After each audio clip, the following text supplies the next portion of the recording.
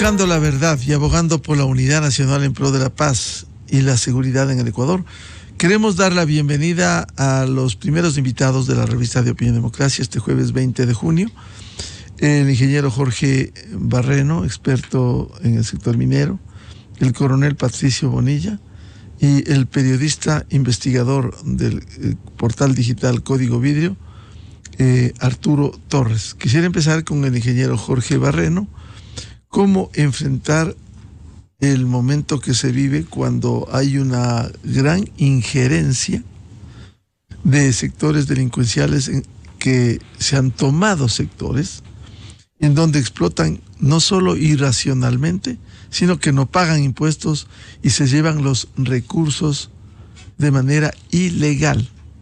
En contraste con la necesidad de fortalecer a un sector minero formal que paga impuestos, que hay que exigirle la obtención de licencias ambientales, que no depreden el medio ambiente, pero tenemos enormes recursos probados en la minería en nuestro territorio. ¿Cómo enfrentar cuando se denuncia la explotación criminal, irracional de oro, como publicara Código Vidrio, nada menos que en 7 provincias del país? Ingeniero Jorge Barreno, muy buen día. Buenos días, estimado Miguel. No sé si se me escucha bien. Sí, está al aire, por favor, bien.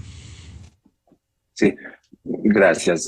Estimado Miguel, estimado coronel y todos los oyentes de este prestigioso programa.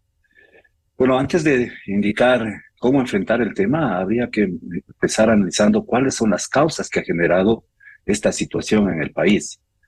Sin el conocimiento de esas causas no podríamos trazar un plan para enfrentar esta situación crítica y caótica en el tema de la explotación minera de artesanal y de pequeña minería, porque son bajo ese ámbito que se desarrolla este escenario de conflictividad. Desde justamente la falta de presencia del Estado y de políticas claras son la génesis de estos.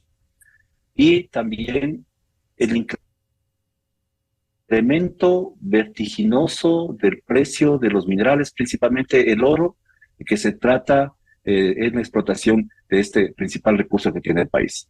La minería, en este caso, se ocupa de 2 tipos de depósitos, de depósitos minerales primarios, como ocurre en el cantón Ponce Enríquez, o de mineral primarios, y también en la zona de Saruma, Portobelo. Pero el principal impacto y las imágenes que a la gente, a nuestra sociedad impactan, son aquellas que vienen de la minería secundaria, de la minería aluvial. Los dos son escenarios técnicos totalmente diferentes para su desarrollo y su obtención ilegal de estos recursos. Entonces, primero es una falta de presencia del Estado. 2, una falta de políticas claras para apoyar este desarrollo de estos sectores, minería a pequeña escala y pequeña minería. Y el otro factor fundamental de la ilegalidad es evidentemente el tema del catastro minero cerrado. El hecho de que no exista desde el año 2017 la posibilidad que mineros artesanales o pequeños mineros puedan obtener los derechos mineros y puedan transitar por el tema de permisos, que también están establecidos en la legislación, ha hecho que esta minería ilegal crezca de manera vertiginosa y sin ningún control. Si no existe legalidad en la entrega de los derechos mineros, no esperemos que exista legalidad en el cumplimiento del resto de leyes. Entonces, este es un problema muy propio del Estado ecuatoriano. A partir de esta realidad, por supuesto, ¿sí? Los grupos irregulares, grupos violentos, grupos de delincuencia organizada, se han apoderado de estos centros mineros. Centros mineros, como bien dicen, en 7 provincias, pero centros mineros que ya fueron evaluados, que fueron perfectamente identificados y ya en un informe de un Plan Nacional de Acción para la Eliminación del uso de mercurio. Y esto fue con presencia de Naciones Unidas, con presencia del gobierno ecuatoriano, una iniciativa para cumplir el convenio de Minamata que se firmó en el año 2017. A partir del año 2018, el Ministerio del Ambiente tiene un documento perfectamente claro que establece cuáles son las circunstancias. Son 7 regiones del país, son 12 provincias del país en las cuales existe la presencia de esta actividad minera ilegal y de pequeña minería en el país. Entonces, si ya existe un diagnóstico con trabajos en campo, hay que regresar a mirar esos documentos y ahí están recomendaciones de técnicos de alta valía en el sector minero, en el sector ambiental, en el sector de gobernanza del Estado. Entonces, no hay que llover sobre lo mojado. Existen documentos que avalan y establecen cuáles serían las estratégicas para avanzar en el tema de la lucha y de la mejores de las condiciones del desarrollo de la minería artesanal. Desgraciadamente la violencia es como resultado de esa falta de presencia del mismo Estado. Y no creo que se resuelva con el tema de endurecer las penas. Las cárceles podrán llenarse de mineros porque no existe trabajo. Esa es la principal causa. No existe trabajo y oportunidades en el país. Y ante los altos precios de los minerales, cualquier indicio de mineral será aprovechado. Y si no existe el marco legal que pueda permitir el desarrollo legal, simplemente va a ser la vía ilegal el inicio y el único camino que tengan los ecuatorianos para desarrollar estos recursos naturales. Bienvenido al coronel Patricio Bonilla. Coronel Bonilla, ¿cómo enfrentar este momento sabiendo de que hay una gran amenaza por la presencia de bandas que están explotando de manera irracional? Cierto es, como dice el ingeniero Barreno, que uno de los problemas fundamentales es la falta de empleo. Sin embargo, ¿dónde está el Estado ecuatoriano para hacer controles? Le ha rebasado los controles. Hemos visto cómo operativos exitosos de Fuerzas Armadas, especialmente en la región amazónica, en el austroecuatoriano, el caso del cantón Ponce Enríquez, van, actúan, apresan, toman las herramientas, las retroexcavadoras, equipo minero pesado. Sin embargo, se trasladan a otro sitio y sigue la explotación. Por ello, ¿no hacen falta también políticas de Estado claras para enfrentar esto? Muy buen día, coronel Bonilla. Buenos días, Miguel. Buenos días, Jorge, Arturo, distinguido público, radio escucha de esta prestigiosa radio. Yo quiero enfocar a la minería ilegal como dentro de la línea de violencia que vive el país, como una segunda fase, puesto que en la primera fase hablamos de que el Ecuador se ha convertido prácticamente en un puerto de embarque del narcotráfico. Y esto está relacionado con uno de los recursos naturales que tiene el país, que en este caso son los hidrocarburos. Para poder sacar todo este material o esta droga que ingresa al país, el 80% de la droga se calcula que sale por mar, ya sea en contenedores contaminados o a través de lanchas GoFast o sumergibles.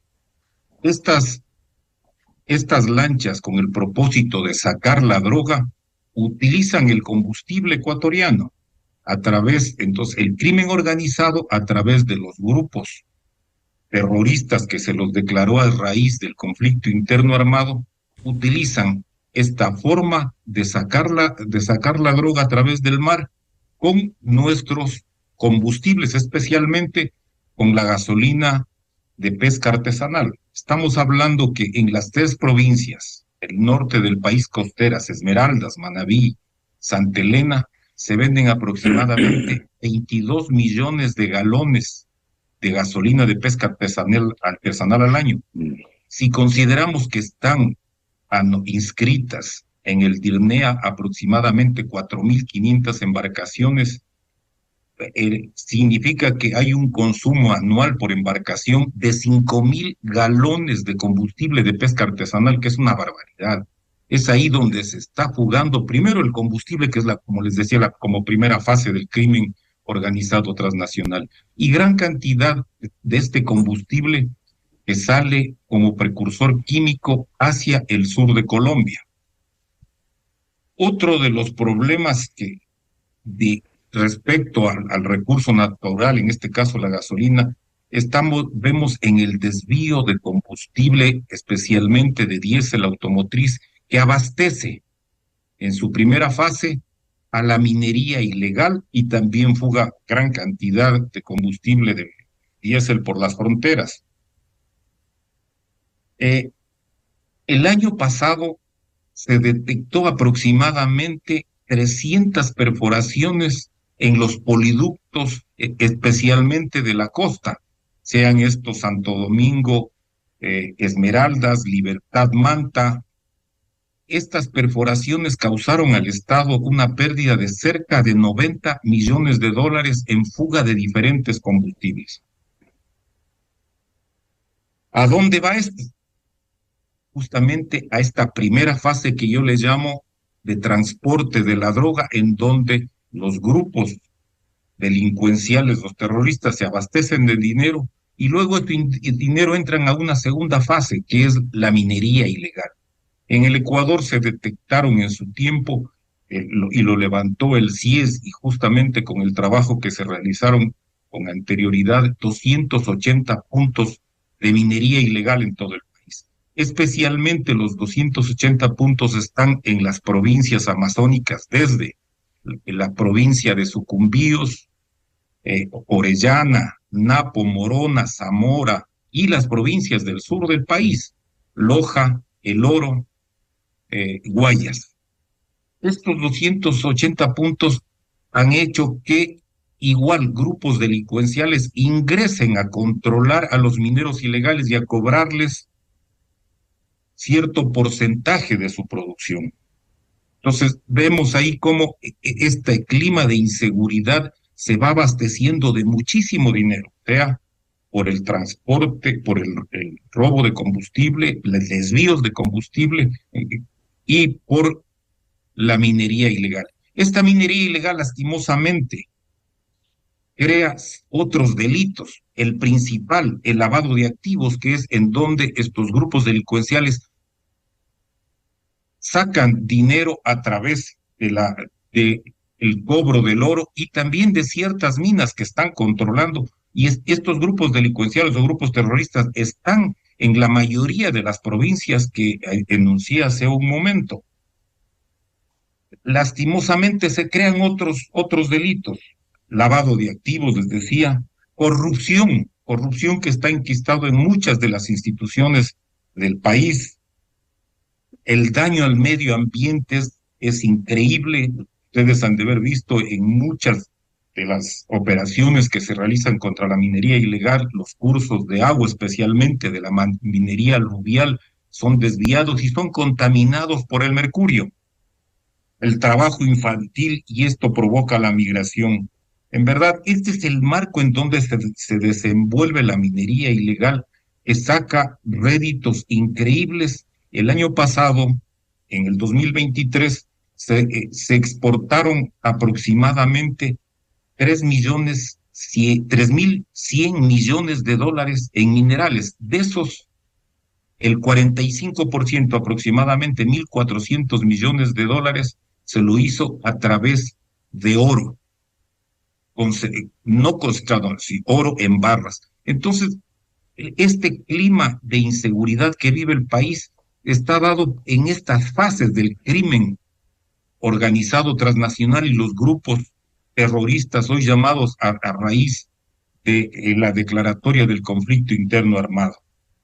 Ese creo que es el enfoque en cuanto se desenvuelve la minería ilegal. Bienvenido Arturo Torres, periodista investigador del portal Código Vidrio.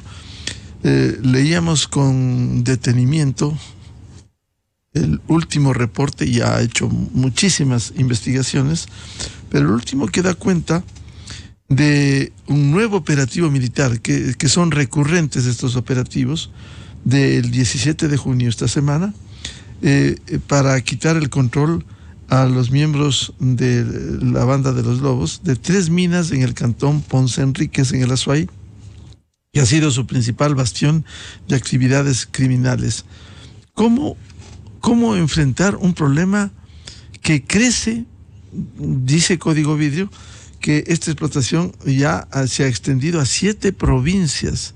Y como bien ha dicho el ingeniero Jorge Barreno y también el coronel Patricio Bonilla, ¿dónde está la presencia del Estado que le rebasa estos grupos delincuenciales? ¿Dónde está la presencia del Estado? ¿Dónde están las políticas claras? ¿Dónde están las tareas que debiera hacer el Estado ecuatoriano y los controles? Muy buen día, Arturo. Buen día, Miguel. Muchas gracias por la invitación. Saludos cordiales a Patricio y a Jorge. Entiendo que este momento es sumamente importante para tratar de comprender la magnitud de este fenómeno, y quién mejor que Patricio y Jorge, que han dado una excelente introducción al tema. Yo coincido plenamente y creo que hay que focalizar una de las mayores debilidades en la corrupción interna que existe en el Estado y en las autoridades y en los organismos de control, que desde más o menos hace 10 años empezó un fenómeno acelerado para dar concesiones, títulos mineros, y luego no compaginar esto con la entrega de licencias ambientales, por ejemplo. Entonces hay una estructura, Miguel, que se fue levantando, que se fue creando para precisamente abrir las puertas a un sinnúmero de problemas que ahora estamos viviendo en torno a esta manifestación de la minería ilegal. Lo que expresa desde mi punto de vista es precisamente una profunda debilidad del Estado. El Estado ha sido desbordado por las organizaciones criminales, y uno de sus eslabones es la que está generando violencia. La que está más visible, ¿no es cierto?, de estas estructuras es la que genera la violencia, la que genera minería ilegal. Hablamos de los lobos, que son los que han entrado de manera mucho más acelerada en estas actividades porque entendieron bien la debilidad de los organismos del Estado. Y desde el año 2019, cuando, no olvidemos, hubo este gran operativo en Buenos Aires, y también es un laboratorio de un gran fracaso, ¿no es cierto?, por lo que no se dejó de hacer posteriormente a esta gran intervención que se hizo en Buenos Aires, cuando se desalojaron cerca de 7,000, 8,000 personas que vivían ahí, que abandonaron ese sitio, dedicados todos a la minería ilegal, y ahí se cruzaban todas estas actividades criminales que bien ha descrito Patricio, trata de personas, semiesclavitud humana, tráfico de cocaína, armas, explosivos, todo tipo de delitos se mezclaron en Buenos Aires, y ya nos mostraba un fenómeno que ahora ya está presente en varias provincias del país. Ya vemos las afectaciones que ha causado, sobre todo en la naturaleza, en Napo, en Morona, en Azuay, en Camilo Ponce Enríquez, con esta expresión del daño al ambiente. Pero creo que tenemos que enfocarnos en que el mayor problema, desde mi punto de vista, Miguel, no está fuera del Estado, está dentro del Estado, ¿no es cierto?, en las instituciones públicas, en esos operadores que están facilitando todas estas actividades criminales tanto para los grupos que están metidos en la minería ilegal, que hacen las extorsiones, que amedrentan a los empresarios, que además se toman control por la fuerza, eliminan, ejecutan, hay sicarios y todo. Pero hay otro eslabón que no se ve, Miguel, y que son los que están detrás, que son los que manejan las grandes operaciones económicas y se benefician de esto directamente, y ahí están también las conexiones con el nivel político.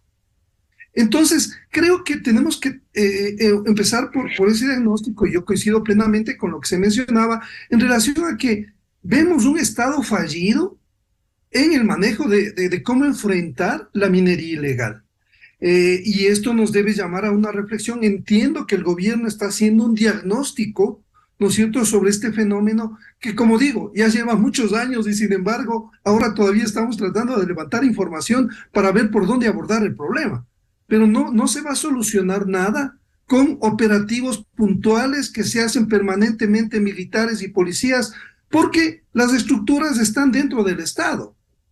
Y es imposible enfrentar un problema de esa manera y no en coordinación con gobiernos seccionales, en cooperación y hacer unas intervenciones mucho más integrales que vayan mucho más allá de los militares y de los policías, que ellos entran y salen, no se pueden quedar ahí. Quienes se quedan ahí son las autoridades locales, los fiscales, los jueces, que también están amedrentados o son colaboradores de estas organizaciones. Es un problema muy complejo, Miguel, muy complicado. Creo yo que es la principal amenaza a la seguridad del Estado por toda esta dinámica que bien ha mostrado el coronel Patricio Bonilla, pero necesitamos emprender ya acciones mucho más contundentes, integrales, eficaces y con un plan que nos digan hacia dónde vamos y cuándo vamos a empezar a cumplir metas para ir erradicando estas prácticas que tanto están mermando al país, Miguel. Arturo, si las estructuras están dentro del Estado, ¿cómo identificarles plenamente y limpiar esto? Por ejemplo, la Agencia de Regulación y Control. ¿Cómo identificar y limpiar? Porque caso contrario, como bien dice Arturo, se hacen operativos exitosos, se limpia la zona, hay detenidos, pero el resto se traslada a otro sitio y sigue haciendo lo mismo. Yo creo que un problema medular es la impunidad alrededor de los ilícitos que existen, de los funcionarios públicos que han estado involucrados como cooperantes de estas organizaciones, porque no olvidemos que es muy lucrativo este negocio, ¿no es cierto? Y genera... ¿Y por qué no se empieza, por ejemplo, por investigar todos los patrimonios de los funcionarios que han pasado por esas instituciones de control? Arcom, Ministerio de Energía, el MAE, el Ministerio de Ambiente, también tiene mucho que ver en este tema. Debería investigarse, perfilarse a todos los funcionarios que han estado ahí y que todavía están, que tienen esta facilidad de mimetizarse, de pasar de un gobierno al otro, están en niveles medios, porque claro, están a contrato a perpetuidad, o sea, son empleados con contratos fijos, pero sobre ellos, ¿qué investigación se ha hecho? ¿Qué perfilación se ha hecho? Sobre todo, ¿qué acciones judiciales se han levantado? O sea, me parece que hay que pasar ya las acciones judiciales. Una vez que se investigue, la fiscalía también debería entrar, pero como vemos, Miguel, también están contaminados. Entonces, creo que se necesita una estrategia muy bien pensada, metódica, con aliados de todas las instituciones, no solo del sector público, sino también de la sociedad civil, para entender que esta, como decía hace un momento, realmente es la principal amenaza para el país, porque pasamos del narcotráfico, como bien mencionaba Patricio, estamos en una oleada complementaria mucho más peligrosa en la cual las organizaciones criminales vieron la forma ideal de lavar, de licuar el dinero del narcotráfico y de otras actividades criminales, invirtiendo en el oro, que es lucrativo, porque una vez que el oro se convierte en un lingote, ya no es ilegal. Ya cualquiera lo puede comercializar, ya no tiene el estigma de un ladrillo de cocaína. Por eso es que se da esta mutación acelerada, sobre todo de los lobos y sus financistas que no se ven, ¿no es cierto? Y quienes están detrás de los lobos para poder incursionar de manera mucho más acelerada en la minería ilegal. Ingeniero Jorge Barreno, ¿cómo retomar? Porque aquí ha habido un círculo vicioso. El Estado no asume su total responsabilidad, su presencia en todo el territorio nacional. ¿Cómo lograr que haya no solo mayor presencia, sino controles? ¿Cómo depurar a las instituciones? Este es un problema recurrente que luego del debate sigue igual, como si no pasaría nada con quienes están llamados a contribuir a los controles a la minería que explota ilegal e irracionalmente en el país. Bueno, lastimosamente voy estimado Miguel, a coincidir con ese gran diagnóstico de la impunidad y de los actos de corrupción dentro del gobierno como el leitmotiv para el desarrollo de estas actividades ilícitas. Mucha gente ha festejado el cerrar el catastro minero como solución para evitar la minería, que se desarrolle la actividad minera en el país. Esa no es la solución. Si el país tiene recursos minerales, estos van a ser desarrollados en donde se identifique. Y la necesidad de ese trabajo, la necesidad de oportunidades que tiene la gente de nuestro pueblo, van a buscar esos recursos minerales. Muchos de ellos no son profesionales, muchos de ellos viven de ese trabajo diario. La minería en esencia es una víctima, como actividad económica, es una víctima de este grupo de delincuencia organizada. Porque no es que los lobos desarrollan la minería en diferentes partes del país. No es que los lobos invierten en esa minería. Van a chantajear y a presionar a los grupos empresariales locales y a los grupos de pequeños mineros y de mineros artesanales a que se les paguen las vacunas. La minería en el fondo en esta esencia es una víctima de la falta de presencia del Estado y dos, de la acción de estos grupos criminales. La minería no es la fuente de todos estos males. Entonces, desde esa perspectiva, ¿cómo podemos pedirle al Estado que actúe si lo primero que hace el Estado es debilitar las estructuras de control interno que tiene? Las agencias de regulación y control minero, que son regionales, tienen un personal técnico extremadamente reducido. 2, 3 técnicos que tienen que batirse con 400, 500 concesiones en sus regiones. ¿Cómo pueden controlar? Entonces, del debilitamiento del Estado también es parte muy, muy fuerte en este tema de la falta de control y de desarrollo de la minería ilegal. ¿Cómo enfrentarlo? Yo estoy de acuerdo, hay que juntar muchas voluntades. Una vez identificado el mal, hay que buscar las estrategias, pero esto es un tema de estrategia multisectorial. No solamente el tema de injerencia o de control militar puntual. Información, 12 provincias, 24 cantones, 284 puntos de minería ilegal y de pequeña minería en el país. Entonces ya existe con documentos técnicos elaborados por el mismo Ministerio del Ambiente, ya existe una identificación de dónde están las zonas. 24 cantones. ¿Cuántos cantones tiene el país? 12 provincias, sí, si bien es cierto, están en la frontera, en Esmeraldas, Imbabura, están en la parte sur, en Loja, Zamora, parte central, el Azuay, están completamente identificados esos sectores. Entonces hay que diseñar estrategias propias para cada uno de estos sectores. Intervenciones no puntuales, sino intervenciones de mediano y de largo plazo. La minería se va a seguir desarrollando conforme lo decide el Estado. Si es de manera legal, el Estado va a tener que hacer una presencia muy fuerte con todas sus estructuras de control, con una estrategia muy clara, pero de multisectorial. Y si es que es de manera ilegal, los problemas de delincuencia, los problemas de violencia se irán ahondando. El Estado también es culpable por el hecho de que retrasa todo lo que son los permisos, dificulta todo lo que son permisos para los mineros artesanales y los de pequeña minería. Toda la sociedad, o gran parte de la sociedad, festeja que se suspenda actividades y proyectos de minería industrial, usando todo tipo de artilugios legales, de violencia también, pero se paralizan esos proyectos. ¿Qué va a pasar con esos proyectos una vez paralizados? Una vez que se identifica la presencia de minerales, no es que se va a poder clausurar y sellar esos proyectos. El recurso mineral, la riqueza se descubre y por lo tanto va a ser desarrollada. Entonces la pregunta es, ¿cómo? ¿Cómo ayudamos a que la minería y los recursos naturales, en este caso los minerales, sean de utilidad para el Estado y para la sociedad ecuatoriana? Entonces también la respuesta es de decir al país cómo vamos a optimizar esos recursos minerales para beneficio de toda la sociedad. Por lo tanto, necesita una respuesta multisectorial.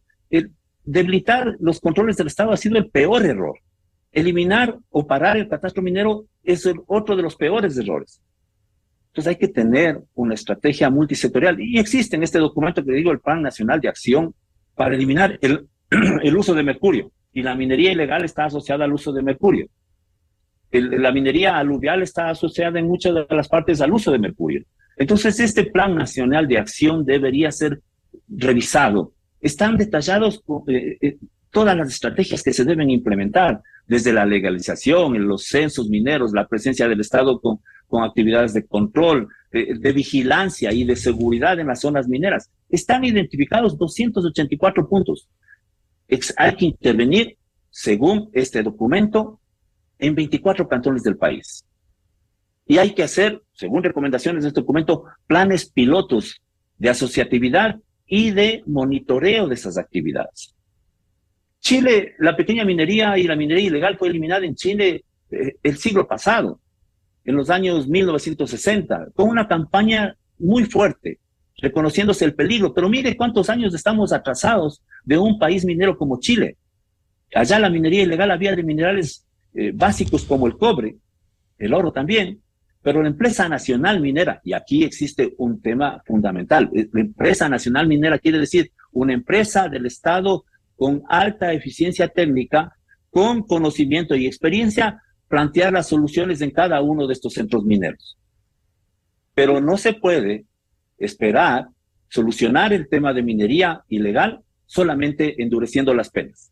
Esa es la salida más fácil para un Estado, porque está olvidándose a la gente. Coronel Patricio Bonilla, frente a este panorama, debilitamiento y limitaciones del Estado, ¿cómo recuperar capacidades y fortalecer las acciones del Estado? Caso contrario, es una lucha sin cuartel, en donde únicamente se apagan los incendios, se detiene a sectores, que sigue esta política irracional de continuar con la explotación irracional de la minería.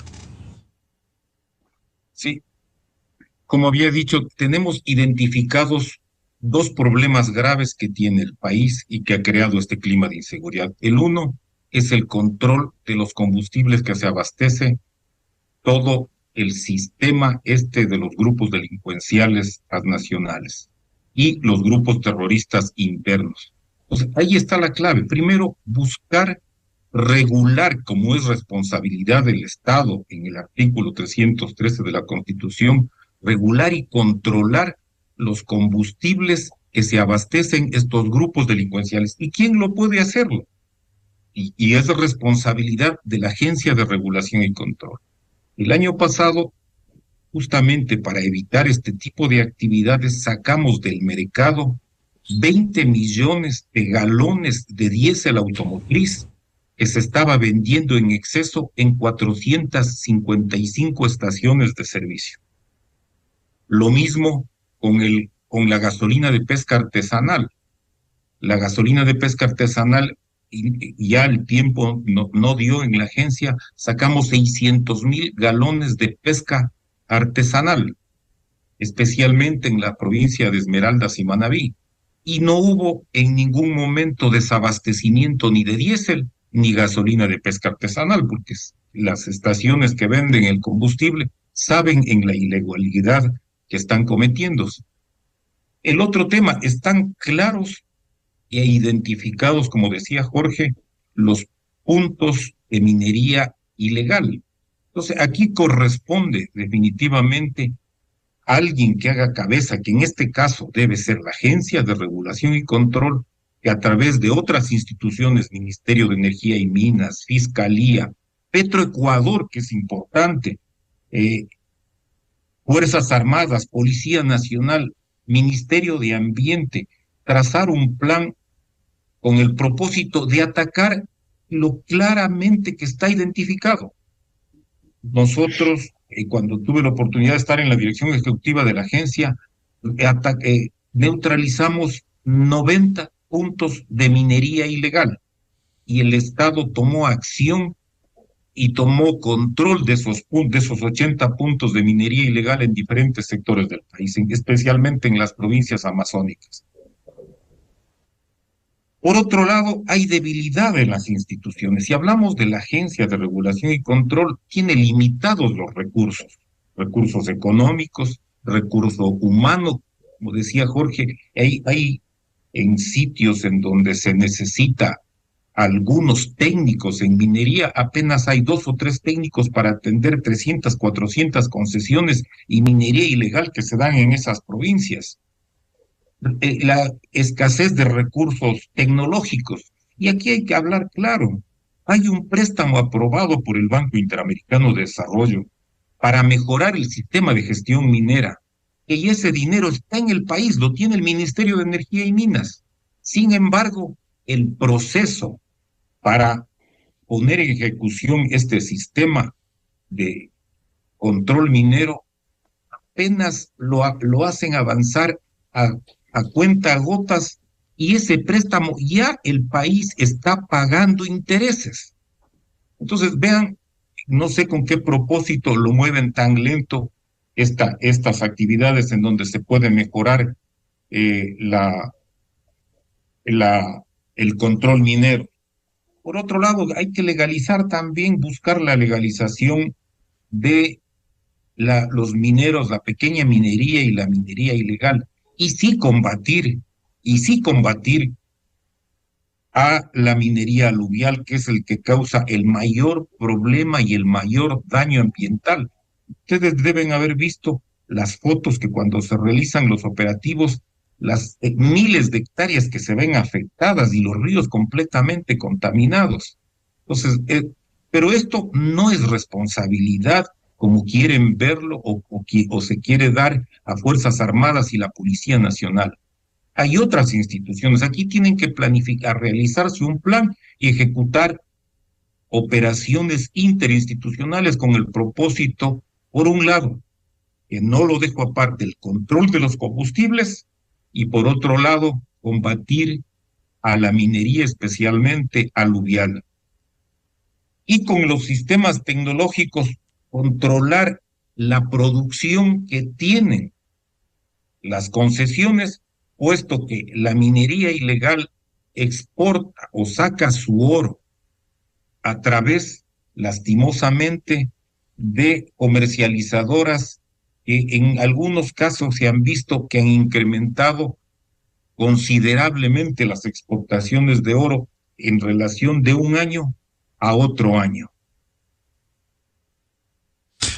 Coronel Bonilla, ¿cuán difícil resulta enfrentar en estas condiciones de debilidad del Estado realizar estas operaciones interinstitucionales? Aquí tiene que haber una política de Estado que obligue no solo a hacer los operativos de la fuerza pública, Fuerzas Armadas, policía, sino también el fortalecimiento de instituciones como la Agencia de Regulación y Control. Caso contrario, son solo golpes aislados frente a un problema grande. Definitivamente, el problema es claro. El problema está identificado, las soluciones también están identificadas. Lo que hay que hacer es, la política de Estado es indispensable con el propósito de neutralizar esta amenaza, que no es un problema solo de minería, que se enriquecen los grupos delincuenciales, que les dan recursos para enfrentar al Estado. Es también un problema que arrastra a la inseguridad que actualmente vive el país, porque los grupos terroristas internos se pelean incluso con grupos colombianos. Ya vimos en el sector de Orellana que hay los comandos de la frontera, que es un grupo colombiano que está incursionando en la minería, al control de la minería ilegal, y que tanto los lobos con este grupo colombiano se están disputando el control de la minería ilegal en ciertas provincias del país. Entonces el problema, si bien es cierto, está identificado, no lo creo imposible, pero sí se tiene que realizar este plan en que involucre a diferentes instituciones del Estado, pero sobre todo el comprometimiento de esas instituciones, porque esto definitivamente genera el clima de inseguridad que vive el país. Arturo Torres, en el reportaje amplio, el último que presenta sobre el operativo en Ponce Enríquez, da cuenta del vertiginoso crecimiento de la minería ilegal, que en el 2021, cita, cubrió 7.495 hectáreas y hay un aumento del 300% desde el 2015, es decir, hace 9 años. ¿No se está dimensionando el problema de la minería ilegal? ¿No se está rebasando al Estado en condiciones realmente atípicas, con un Estado débil y con el fortalecimiento de estas organizaciones ilegales? Sí, Miguel, precisamente ese creo que es el talón de Aquiles que han sabido aprovechar muy bien estos grupos delictivos. Y solamente como dato quisiera agregar que ya en este momento hay ubicados 700 puntos de minería ilegal en el país. Estos son datos ya recogidos en el terreno por quienes están levantando inteligencia. 700 puntos de minería ilegal. Es importante también destacar que estas estructuras criminales, ¿no es cierto?, como los Lobos y diferentes organizaciones que han sido denominadas terroristas, no tienen pues el conocimiento técnico, o sean geólogos, para saber dónde se encuentran los nacimientos de oro.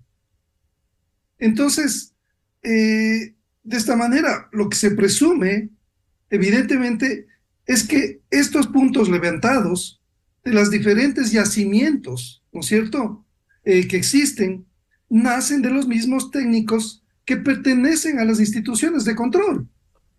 Esto es clave, Miguel. O sea, ahí creo que no tenemos que perdernos. ¿Dónde empieza uno de los problemas? O sea, porque, y ahí coincido también con lo que mencionaba el ingeniero Barreno. O sea, estos pequeños mineros, la crisis después de la pandemia que sacudió a las poblaciones fronterizas, sobre todo a las poblaciones pobres, marginales, ellos obligados han tenido que entrar también a hacer minería ilegal porque no tienen otro sustento para vivir.